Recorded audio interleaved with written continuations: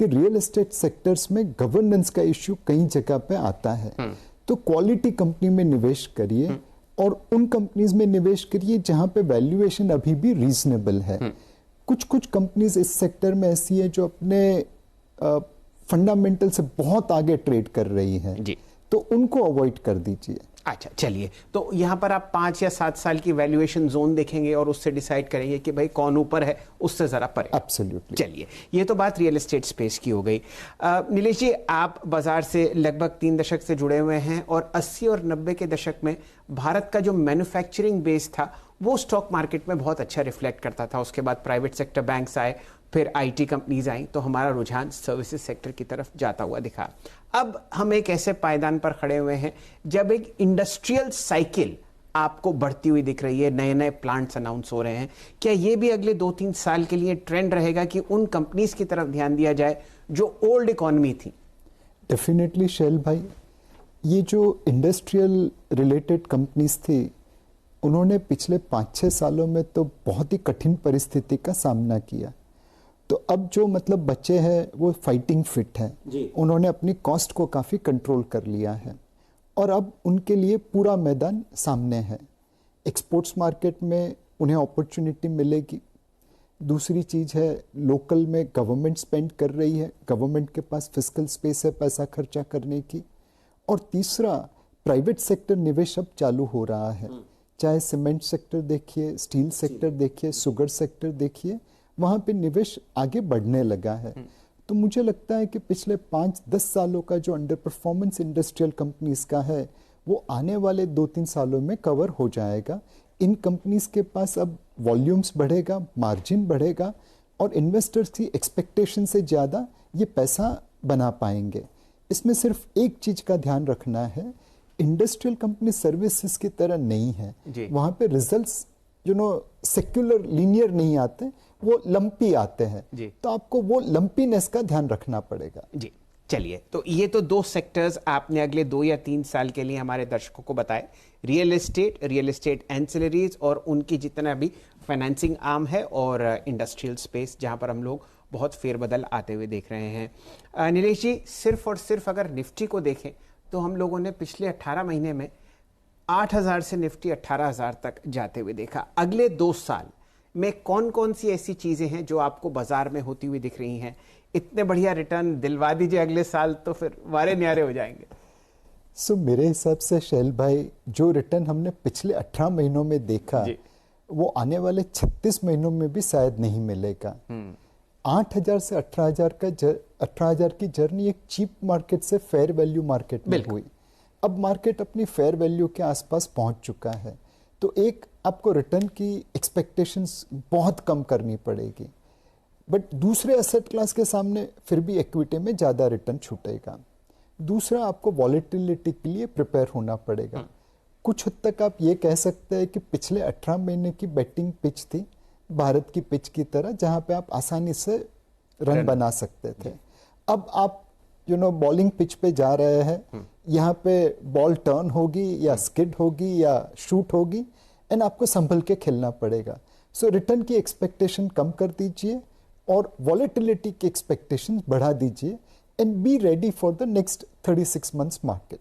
अच्छा, चलिए, ये बात भी बिल्कुल पक्की हुई कि 80% रिटर्न नहीं आ रहा। चलिए, कोई बात नहीं। अब ये बताइए नीलेश जी, बाजार को 2 हिस्सों में बांटिए। हमारे देश का जो सबसे बड़ा इंडेक्स है वो है NSE 500 और वहां पर अनेक तरीके की कंपनीज हैं, बहुत अच्छी, जहां पर आपको प्रोफेशनल मैनेजमेंट्स दिखते हैं, बहुत अच्छे, जहां पर फ्लोट्स बहुत अच्छे हैं, विदेशी निवेशक आके निवेश करते हैं, आपके फंड्स वहां पर स्टेक लेते हैं, रिटेल इन्वेस्टर्स भी जुड़ते हैं। कोई ऐसे 2 हिस्सों में आप इस NSE 500 को बांटना चाहते हो जहां एक जगह लाल झंडी हो और एक जगह हरी झंडी? यस शैल भाई, आज मार्केट में कुछ ऐसी जगह है जहां पर लाल झंडी दिख रही है जी। कुछ स्टॉक ऐसे हैं जहां पे बिजनेस बहुत अच्छा है, उनके बिजनेस से, मैनेजमेंट से कोई शिकायत नहीं, बट बिकॉज उनका फ्लोटिंग स्टॉक बहुत कम है और वो फ्लोटिंग स्टॉक कुछ कॉन्सेंट्रेटेड हाथ में है, तो उन्होंने कुछ भी भाव छाप दिया है।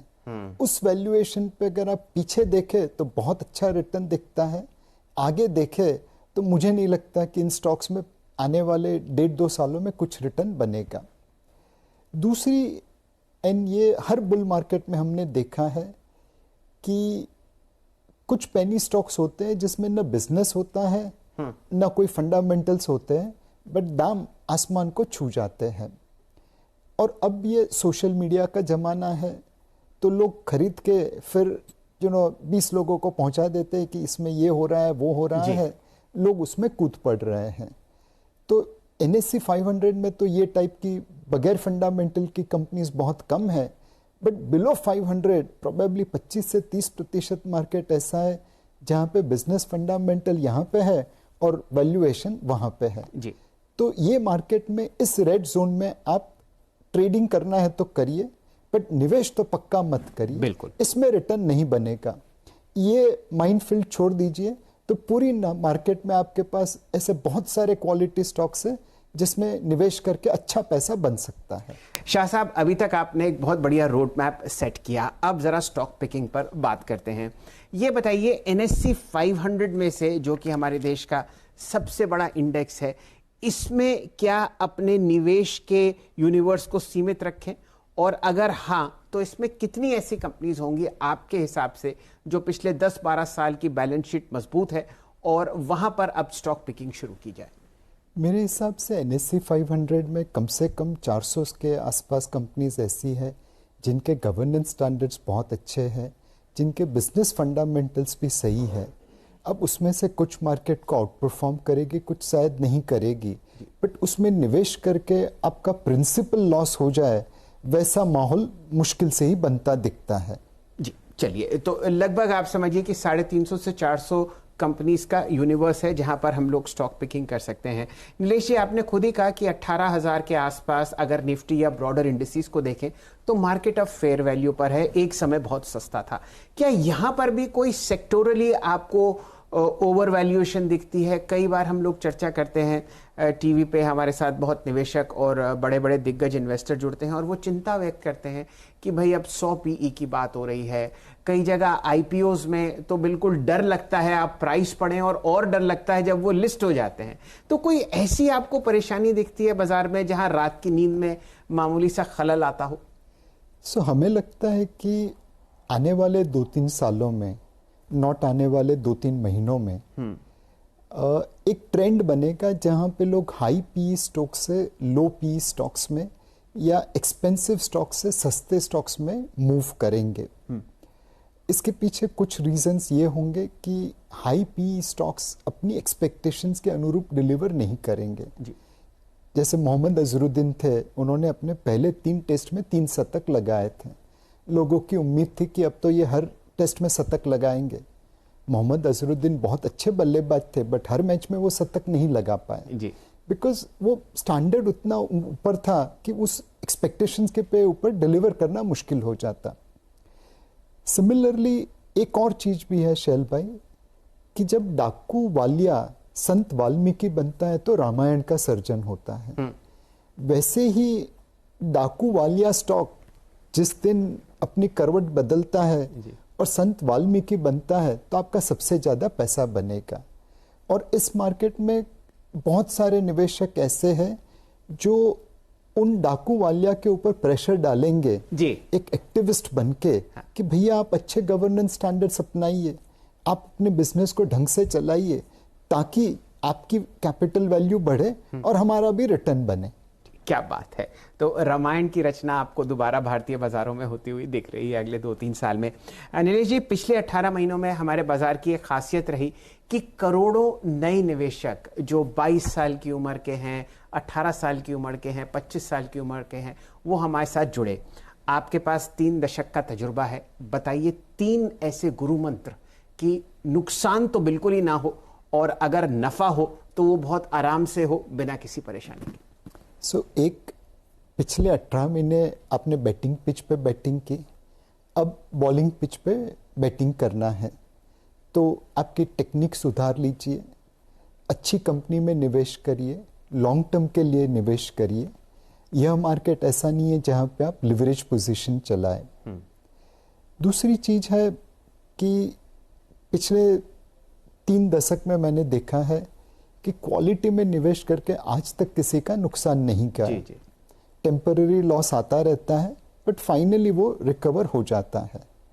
तो ये चीज़ गांठ पे बांध लीजिए कि हमेशा क्वालिटी में निवेश करेंगे, और जब नीचे आएगा वैल्यूएशन तो एवरेज करेंगे। और तीसरी चीज़, एक डिसिप्लिन्ड एसेट एलोकेशन रखिए। एक अगर आप बॉलिंग पिच पे भी देखें तो जिस बैट्समैन की टेक्निक अच्छी है वही सफल हो, वो जरूरी नहीं है। उसके पास डिसिप्लिन होना भी उतना ही जरूरी है। तो यह मार्केट में भी टेक्निक के साथ साथ डिसिप्लिन होना बहुत ज़रूरी है, और वो डिसिप्लिन आती है आपके एसेट एलोकेशन से, आपके लॉन्ग टर्म इन्वेस्टमेंट से। सो एक, रिटर्न एक्सपेक्टेशन कम करिए, वॉलेटिलिटी की एक्सपेक्टेशन बढ़ा दीजिए, लिवरेज मत खेलिए। सेकंड, क्वालिटी में निवेश करिए, और तीसरा, लॉन्ग टर्म डिसिप्लिन इन्वेस्टमेंट करिए। तो 25 सेकंड में आपने 25 साल का तजुर्बा नीलेश शाह साहब का सुना। इसको बार बार सुनिए और कोशिश कीजिए कि जो आप बैटिंग कर रहे हैं ये आपके ना सिर्फ दिल में बल्कि इस जहन में भी उतरे। आप हमारे साथ जुड़े, आपका बहुत बहुत शुक्रिया नीलेश जी।